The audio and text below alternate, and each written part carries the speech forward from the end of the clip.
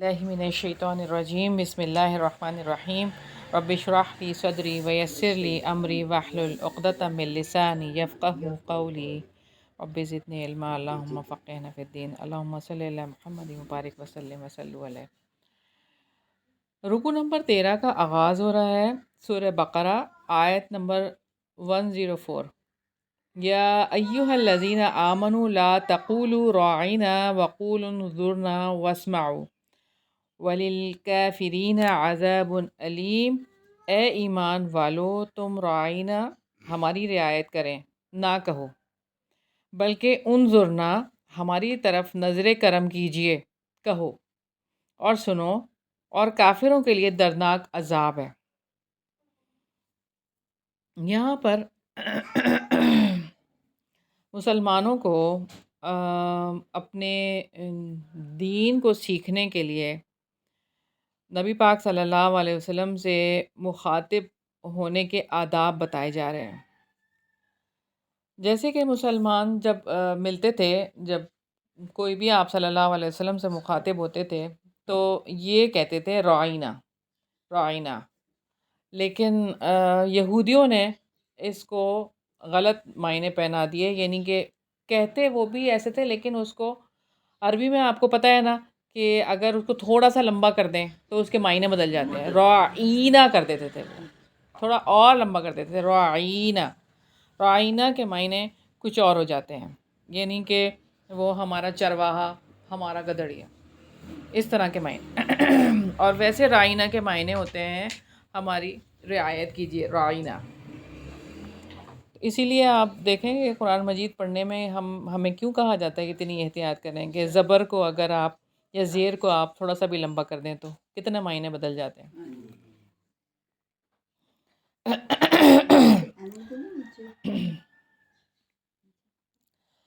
तो यहाँ पे बात यह है कि अल्लाह ताला ने एक और जगह पे भी फरमाया, उन लोगों में से जो यहूदी हुए वो बातों को उनकी जगहों से फेर देते हैं और वो कहते हैं समयाना हमने सुना, और असैना हमने नाफरमानी की, वस्म और तुम सुनो, गैर मुस्मिया कि तुम्हें ना सुनाया जाए, और राइना हमारी रियायत करो, और अपनी ज़बानों को मोड़ते हुए कहते हैं और दीन में तान करते हुए।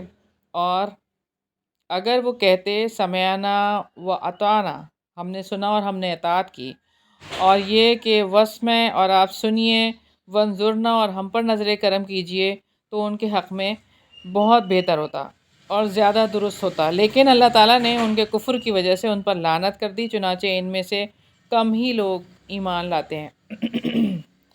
तो अल्लाह ताला ने अहले ईमान को नबी पाक सल्लल्लाहु अलैहि वसल्लम को कैसे मुखातिब करना है, और इस तरह से आप मुखातिब ना करें, इस तरह से रोक दिया। और तौहीन रिसालत का दरवाज़ा बंद कर दिया, यानी अल्लाह ताला को ये भी गवारा नहीं है कि कोई मेरे नबी को इस तरह से पुकारे, मुखातिब करे कि जिसमें कोई इस तरह की बात शामिल हो जाए। और फिर ये कि वो लफ्ज़ ही बदल दिया अल्लाह ताला ने। ज़रा आप देखें कि क्या शान है नबी पाक सल्लल्लाहु अलैहि वसल्लम की। अल्लाह ताला ने ये वो लफ्ज़ ही बदल दिया, राइना के बजाय उन्जुरना कह दिया, उन्जुरना। तो कितनी ज़्यादा अल्लाह ताला इस हवाले से हमें ताकीद कर रहे हैं कि तुम्हें कितनी ज़्यादा ताज़ीम करने की ज़रूरत है। जब अल्लाह ताला ये कर रहे हैं तो फिर हमें कितनी ज़्यादा ताज़ीम करने की ज़रूरत है। इस आयत में जायज़ काम से भी उस वक्त रोकने की दलील है कि जब वो किसी हराम काम का वसीला बन रहा हो। जायज़ काम से भी रोक रहे हैं अल्लाह ताला, जायज़ काम है ना राइना कहना, लेकिन उससे भी अल्लाह ताला ने रोक दिया कि दूसरे लोग उससे जो है वो गलत काम कर रहे हैं, गलत काम कर रहे हैं, यानी कि मुसलमानों में फिर इस तरह से गलत बातें फैल जाएंगी। तो इस वजह से अल्लाह ताला ने मना फरमा दिया। तो इस आयत में बुरे अल्फाज को छोड़ने की ताकीद कर दी गई कि ऐसे अल्फाज इस्तेमाल ही ना करो जिससे जो है मोड़ने के बाद उसको कुछ और भी मायने पहनाए जा सके। اللہ تعالیٰ نے ایسے الفاظ کو استعمال کرنے کا حکم دیا ہے جس سے اچھے معنی نکلتے ہوں، تو اپنی گفتگو میں اس بات کو مد نظر رکھنا چاہیے۔ وقول انظرنا، اور کیا کہنا ہے؟ ہماری طرف نظر کرم کریں۔ اس لفظ سے اصل مقصد حاصل ہو جاتا ہے، یعنی توجہ حاصل کرنی ہے نا، انظرنا سے بھی توجہ حاصل ہو رہی ہے کہ آپ صلی اللہ علیہ وسلم ہماری طرف نظر کرم کیجئے۔ تو وسمعوا کی بات ہے اور سنو، یعنی اس میں سنی جانے والی چیز کا ذکر نہیں ہے، لیکن یہ ہے کہ ہر وہ چیز اس میں شامل ہو جاتی ہے جس کو سننے کا حکم ہے، کہ آپ وہ سنیں باتیں جو آپ صلی اللہ علیہ وسلم نے بتائی ہیں۔ قرآن مجید آپ صلی اللہ علیہ وسلم سناتے ہیں، اور اپنی جو سنتیں ہیں وہ آپ صلی اللہ علیہ وسلم بتاتے ہیں، اس کو سنو اور اطاعت کرو، ادب کرو۔ پھر یہ بات ہے کہ اللہ رب العزت نے توجہ دلائی ہے اس بات پر اور سکھایا ہے ہمیں کہ کچھ الفاظ سے نقص اور توہین کا پہلو نکلتا ہے، اور ادب اور احترام کا جو تقاضا ہے کہ ایسے الفاظ استعمال ہی نہ کیے جائیں، اور الفاظ کی وجہ سے بات کا مفہوم بدل جاتا ہے۔ اس لیے خاص طور پر جو لوگ اللہ تعالیٰ کے کلام کو انسانوں تک پہنچانا چاہیں، انہیں یہ بات جان لینا چاہیے ہم سب کو کہ الفاظ کا درست استعمال کرنا ہے بات پہنچانے میں، ورنہ کلام پہنچانے کا حق ادا نہیں کر سکتے۔ تو بات ایسی کہنی چاہیے کہ جو سمجھ آئے اور وہ دل پر اتر جائے، ایسی بات کہنا چاہیے۔ اور مجلس کے آداب کے حوالے سے یہ کہ گفتگو میں صاف الفاظ استعمال ہونے چاہیے، اور یہ کہ ایسے الفاظ جو مشتبہ ہوں، جن کے دو معنی نکل رہے ہوں، وہ الفاظ استعمال نہیں کرنے چاہیے، کیونکہ اس سے کوئی برا پہلو نکل سکتا ہے۔ اور پھر بات کو توجہ سے سننا اور سمجھنا، اس کی کوشش میں لگنا چاہیے۔ سوال جواب کے بجائے عبرت اور نصیحت کا ذہن پیدا کرنا چاہیے کہ ہم نصیحت لے لیں۔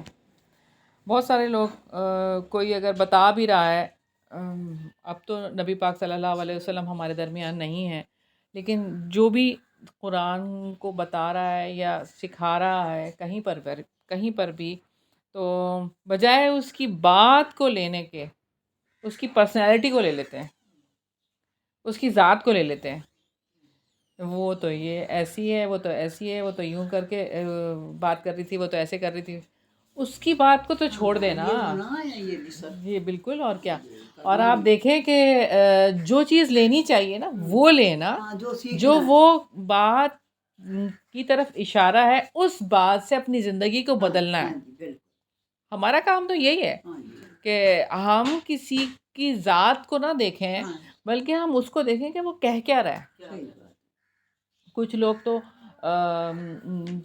شخصیت پرستی میں اتنی آگے نکل جاتے ہیں کہ پھر ان کو کوئی اور نظر ہی نہیں آتا، اور اسی کے قصیدے ہوتے ہیں۔ ہاں وہی تو شخصیت پسندی، جو ان کو اچھا لگے ان کے قصیدے ہوتے ہیں۔ تو یہی تو بات ہے نا، شخصیت پسندی نہیں ہونی چاہیے نا، کہ بس وہ ایسے وہ ایسے، بس ان کی ہر جائز اور ناجائز سب صحیح ہو جاتی ہے، نہیں کرنی چاہیے بالکل۔ تو اپنے ایمان کی حفاظت کرنا، ہاں جی، تو اپنے ایمان کی حفاظت کرنی ہے اصل بات۔ تو دنیا میں کسی کے پاس کوئی بھلائی دیکھ کر نہ ہی جیلسی ہونی چاہیے، نہ ہی جلن ہونی چاہیے کسی طرح سے بھی، کیونکہ یہ اللہ کا فضل ہے اور اللہ تعالیٰ کی مہربانی ہے، اس کے فیصلے کی وجہ سے جو کہ اللہ تعالیٰ کسی بھی بندے کو پہنچا دے، یہ تو اللہ تعالیٰ کی بات ہے نا۔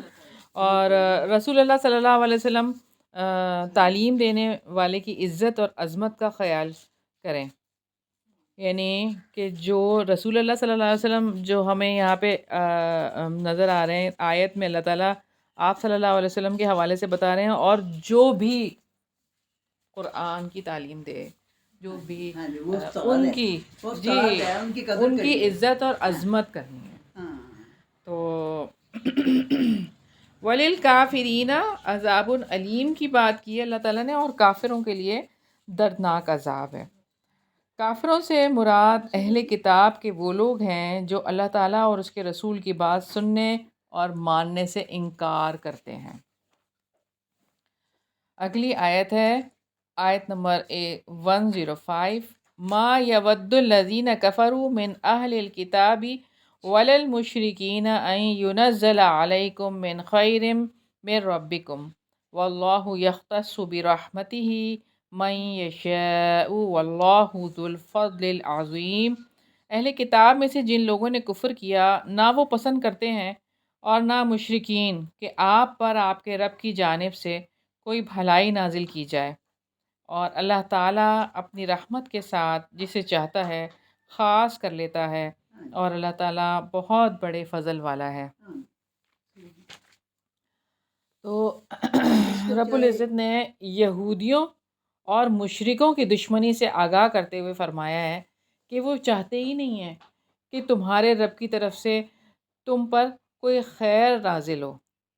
جیسے کہ ایک جگہ پہ اور اللہ تعالیٰ فرماتے ہیں اہم یقسمون رحمت ربک، کیا یہ لوگ آپ کی رب کی رحمت کو تقسیم کرتے ہیں؟ تو ان کی تمنا تمہارے ساتھ بغض اور حسد کی وجہ سے ہے کہ یہ اس کی تمنا ایسے کرتے ہیں، اس لیے کرتے ہیں، اور پیغمبری کو اپنا قومی حق سمجھتے ہیں کہ سارے نبی جب بنی اسرائیل میں سے آئے ہیں تو اس نبی کو بھی یہاں سے ہی آنا چاہیے، اپنی مرضی کرتے ہیں۔ تو اسی وجہ سے وہ یہ چاہتے ہی نہیں ہیں کہ مسلمانوں پر اللہ تعالیٰ کی طرف سے کوئی چیز نازل ہو۔ واللہ یختص برحمتہ من یشاء، اور اللہ تعالیٰ اپنی رحمت کے ساتھ جسے چاہتا ہے خاص کر لیتا ہے۔ تو اللہ رب العزت اہل کتاب اور مشرکوں کی اس خواہش کا جواب دیتے ہیں کہ اللہ تعالیٰ جسے چاہتا ہے اپنی رحمت کے ساتھ خاص کر لیتے ہیں، اور رحمت سے مراد یہاں پہ نبوت ہے۔ اللہ تعالیٰ کی مرضی ہے، جس کو نبوت دینا چاہیں، جس کو نعمت دینا چاہیں اللہ تعالیٰ دے دیں، اور یہاں پہ نبوت خاص طور سے مراد ہے کہ آپ صلی اللہ علیہ وسلم کو اللہ تعالیٰ نے نبی بنایا من یشاء، جسے چاہے، یعنی نبی پاک صلی اللہ علیہ وسلم کو اللہ تعالیٰ نے چن لیا۔ تو اس کا مطلب یہ کہ ہم اللہ تعالیٰ کے فیصلے پر سر تسلیم خم ہیں۔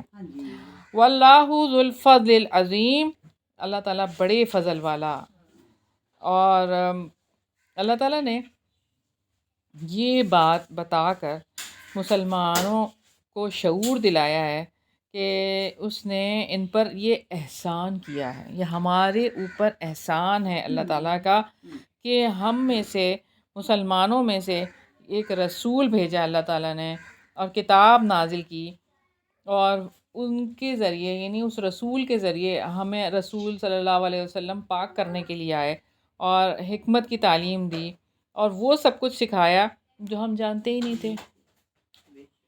اور بڑی خوبصورت ایک کلپ تھی جو میں دیکھ رہی تھی، ایک بالکل ینگ بچہ ہے، بالکل ینگ، تو وہ اس نے اپنی بات شیئر کی ہے کہ میرا دل چاہتا ہے کہ میں نبی پاک صلی اللہ علیہ وسلم کو دیکھوں اور ملاقات کروں، اور اس کی داڑھی بھی ہے، اور وہ کہتا ہے کہ میں نے یہ داڑھی جو ہے نا آپ صلی اللہ علیہ وسلم کی محبت میں رکھی، اور کیونکہ نبی پاک صلی اللہ علیہ وسلم کی داڑھی تھی اس وجہ سے میں نے رکھی۔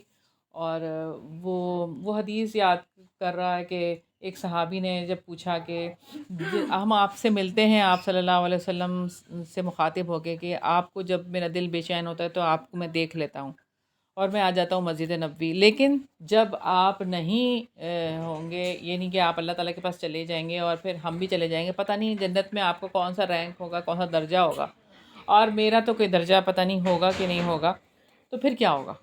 پھر میں کیسے آپ کو دیکھوں گا، کیسے ملاقات ہوگی؟ تو بس یہی سوچ سوچ کے میرا دل پریشان ہوتا ہے۔ تو یعنی اس بچے کے دل میں جو ہے، جو تڑپ تھی کہ میں چاہتا ہوں کہ میں آپ صلی اللہ علیہ وسلم سے ملوں، ملاقات کروں، کہ ان کی وجہ سے ہمیں یہ دین ملا، اور یہ جینے کے طریقے ان کی وجہ سے ہمیں ملے، وہ ہمارے لیے وسیلہ بنے۔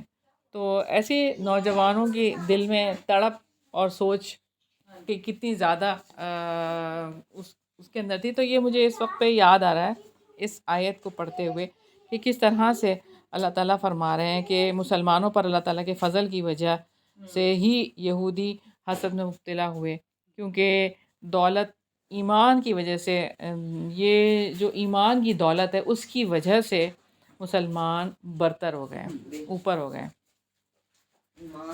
بالکل، تو ایمان اصل چیز ہے۔ بالکل جی، اگلی آیت ہے آیت نمبر 106، ما ننسخ من آیت او ننسیها نأتی بخیر منها او مثلها الم تعلم ان اللہ علی کل شیء قدیر۔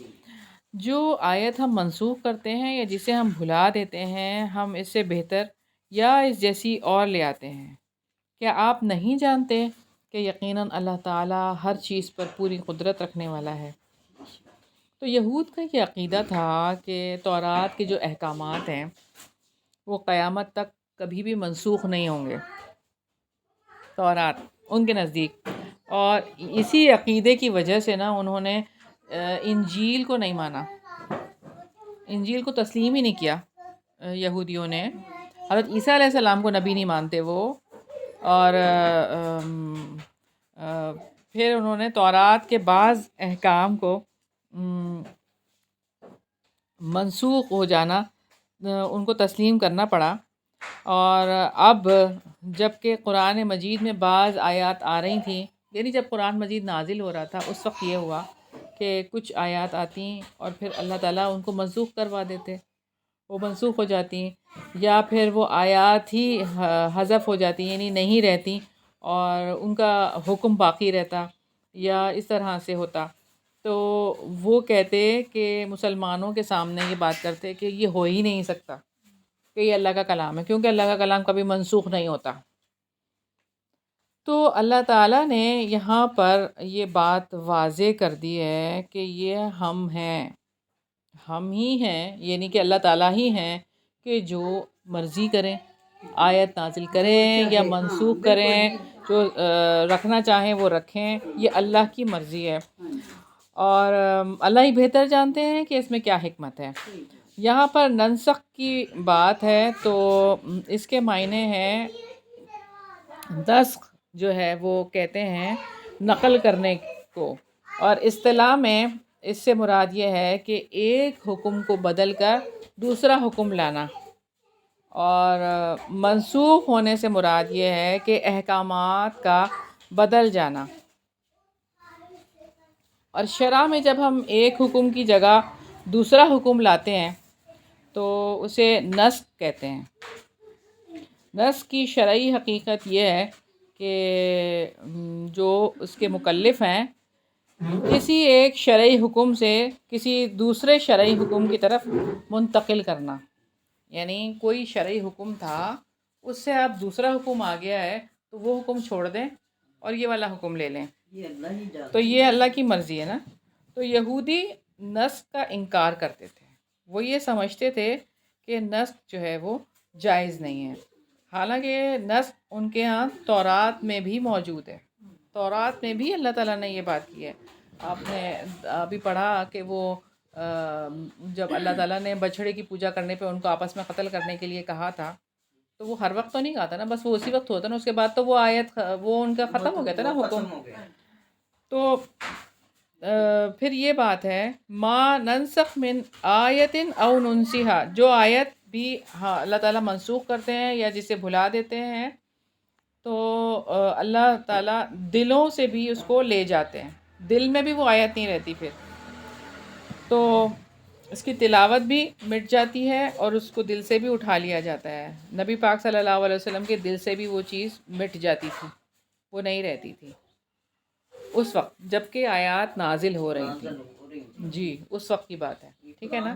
جب بعد میں جب پورا مکمل ہو گیا، الیوم اکملت لکم دینکم، اللہ تعالیٰ نے پھر نازل کر دی نا کہ تمہارا دن آج کے دن تمہارا دین مکمل ہو گیا، لیکن جب نازل ہو رہی تھی اس وقت کی بات ہے کہ یہ ہوتا تھا ناتی بخیر منہا، تو اس سے بہتر اللہ تعالیٰ لے آتے تھے نا۔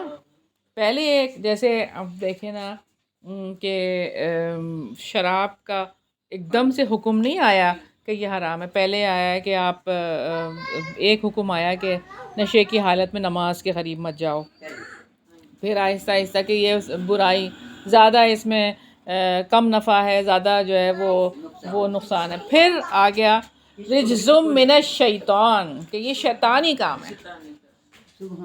تو آہستہ آہستہ اللہ تعالیٰ نے اس طرف لے کر آئے تھے. اور پھر یہ کہ اللہ تعالیٰ ہی بہتر جانتے ہیں کہ اس میں کیا حکمت ہے. اور پھر ہمیں ایک اور جو چیز ملتی ہے کہ بیوہ عورت کی عدت پہلے آیا کہ 1 سال، پھر آ گیا 4 مہینے 10 دن. تو یہ اس طرح سے آیات اس طرح سے ہیں تو تبدیل ہوئی اس طرح سے. اور پھر یہ کہ اس کی ابھی آیت موجود ہے لیکن حکم نہیں ہے، حکم منسوخ ہو گیا. بیوہ عورت کی عدت 1 سال والی آیت موجود ہے قرآن مجید میں لیکن حکم منسوخ ہو گیا. اب یہ کہ بہت ساری ایسی بھی آیات ہیں جو کہ ہمارے سامنے نہیں ہیں، وہ چلی گئی ہیں، وہ اسی وقت ہی آئیں اور پھر وہ چلی گئیں اور وہ بھلا دی ہی گئیں، یعنی دلوں سے ہی اس کو نکال دیا گیا. او مثلیہا یا اس جیسی، یعنی یا تو اس سے بہتر آیات اللہ تعالیٰ لے آتے ہیں یا اسی جیسی اور آیات لے آتے ہیں. تو یہ اللہ تعالیٰ کی مرضی ہے. اور پھر ہم دیکھتے ہیں کہ اس کا حکم اور تلاوت دونوں اللہ تعالیٰ اٹھا لیتے ہیں. ننسیہا او مثلیہا اس جیسی ہے اور ننسیہا ہم بھلا دیتے ہیں. پھر پچھلی شریعتوں میں بھی ایسی باتیں ہوئی تھیں جو احکامات منسوخ ہوتے رہے. پہلی شریعت میں اگر آپ دیکھیں کہ سیدنا آدم علیہ السلام کے بیٹے اور بیٹیاں، یعنی ایک پیئر پیدا ہوتا تھا پھر بعد میں دوسرا پیئر پیدا تھا تو آپس میں اس طرح سے شادیاں ہوتی تھیں. لیکن بعد میں ایسا حرام ہو گیا، یہ حرام ہو گیا کہ اب بہن بھائی تو محرم رشتے ہو گئے. اور سیدنا نوح علیہ السلام جب کشتی سے اترے تھے تو تمام حیوانات کھانا جائز ہو گئے تھے، حلال ہو گئے تھے. اب تو اللہ تعالیٰ نے بتا دیا کہ یہ چیزیں حرام ہیں. اور 2 بہنوں کا ایک جگہ پہ نکاح بنی اسرائیل میں اور ان کی اولاد پر حلال تھا، 2 بہنوں کا ایک جگہ پہ ایک ہی گھر میں. لیکن پھر بعد میں تورات میں ہی اس کو حرام قرار دے دیا گیا. اور سیدنا ابراہیم علیہ السلام کو بیٹے کی قربانی کا حکم دیا گیا لیکن قربانی ہونے سے پہلے ہی اسے منسوخ کر دیا گیا. ایسے ہی ہوا نا.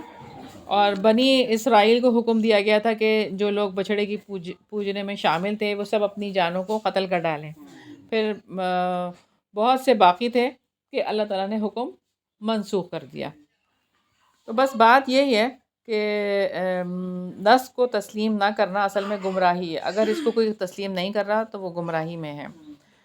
سیدنا ابن عباس رضی اللہ عنہ نے بیان کیا کہ سیدنا عمر رضی اللہ عنہ نے فرمایا کہ ہم میں سے سب سے بہتر قاری قرآن ابی بن کعب رضی اللہ عنہ ہیں اور ہم میں سب سے زیادہ علی رضی اللہ عنہ میں قضا یعنی فیصلے کرنے کی صلاحیت ہے.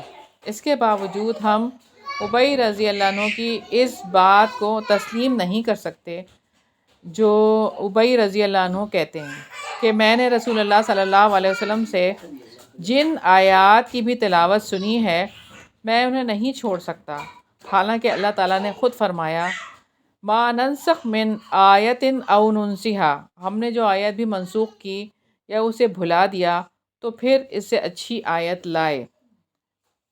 تو یہودیوں نے نسخ کا انکار صرف کفر و عناد کی وجہ سے کیا، ورنہ یہ چیز عقلی طور پر ممنوع نہیں ہے. ان کے انکار کی وجہ صرف اور صرف یہی تھی، حسد اور بغض جو ان کے دلوں میں تھا. علم تعلم ان اللہ علی کل شیء قدیر، کیا تم نہیں جانتے کہ اللہ تعالیٰ ہر چیز پہ پوری قدرت رکھتا ہے. تو یہ الفاظ توجہ دلاتے ہیں کس کی طرف کہ اللہ تعالیٰ کی قدرت ہے، جو چاہے وہ کر سکتا ہے. زمین اور آسمان کی بادشاہت اس کے ہاتھ میں ہے، جس وقت جو حکم دینا چاہے اس کے مطابق اللہ تعالیٰ دیتے ہیں، اور جس کو چاہے اللہ تعالیٰ منسوخ کر دیں، جس کو چاہے اللہ تعالیٰ رکھ.